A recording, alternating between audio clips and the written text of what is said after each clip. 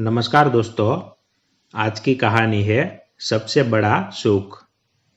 एक बार एक भिखारी किसी किसान के घर भीख मांगने गया। किसान की स्त्री घर में थी। उसने चने की रोटी बना रखी थी। किसान जब घर आया, उसने अपने बच्चों का मुख चूमा। स्त्री ने उसके हाथ पैर धुलाए। उसके बाद वो रोटी खाने बैठ गया। स्त्री ने एक मुट्ठी चना भिखारी को भी डाल दिया। भिखारी चना लेकर चुपचाप चल दिया। रास्ते में भिखारी सोचने लगा, हमारा भी कोई जीवन है। दिन भर कुत्ते की तरह मांगते फिरते हैं, फिर स्वयं बनाना पड़ता है। इस किसान को देखो, कैसा सुंदर घर है। घर में स्त्री है, बच्चे हैं, अपने आप अन्न पैदा करता है, बच्चों के साथ प्रेम से भोजन करता है। वास्तव में सुखी तो ये किसान है।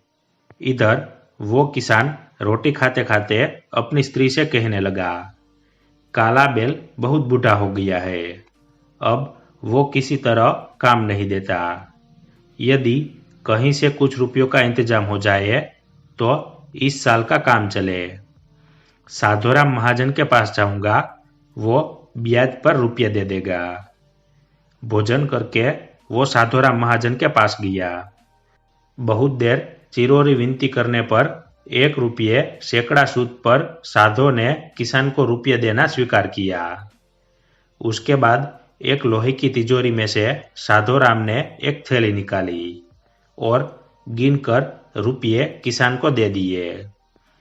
रुपये लेकर किसान अपने घर को चला। वो रास्ते में सोचने लगा, हम भी कोई आदमी है, घर में 5 रुपये भी नकद नहीं। कितनी चिरोरी विनती करने पर उसने रुपये दिए हैं। साधु कितना धनी है, उसके पास सैकड़ों रुपये है। वास्तव में सुखी तो ये साधुराम ही है। साधुराम छोटी सी दुकान करता था। वो एक बड़ी दुकान से कपड़े ले आता था और उसे बेचता था। दूसरे दिन साधुराम कपड़े लेने गया। वहां उसने सेठ पृथ्वीचंद की दुकान से कपड़ा लिया। वो वहां बैठा ही था कि इतनी देर में कई तार आए। कोई बम्बई का था, कोई कलकत्ते का। किसी में लिखा था 5 लाख का मुनाफा हुआ, किसी में 1 लाख का। साधु महाजन ये सब देखता रहा। कपड़ा लेकर वो चला आया। रास्ते में सोचने लगा, हम भी कोई आदमी है, 100-200 जुड़ गए, महाजन कहलाने लगे। पृथ्वीचंद कैसे है, एक दिन में लाखों का फायदा। वास्तव में सुखी तो ये है। उधर पृथ्वीचंद बैठा ही था कि इतने में ही तार आया कि 5 लाख का घाटा हुआ। वो बड़ी चिंता में था कि नौकर ने कहा, आज लाट साहब की राय बहादुर सेठ की यहाँ दावत है, आपको जाना है, मोटर तैयार है। पृथ्वीचंद मोटर पर चढ़कर राय बहादुर की कोठी पर चला गया। वहां सोने चांदी की कुर्सियां पड़ी थी। राय बहादुर जी से कलेक्टर कमिश्नर हाथ मिला रहे थे।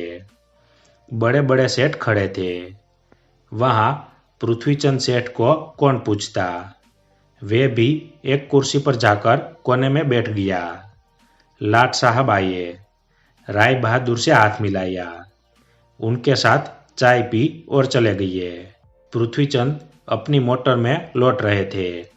रास्ते में सोचते आते थे, हम भी कोई सेठ है, 5 लाख के घाटे से ही घबरा हो गया।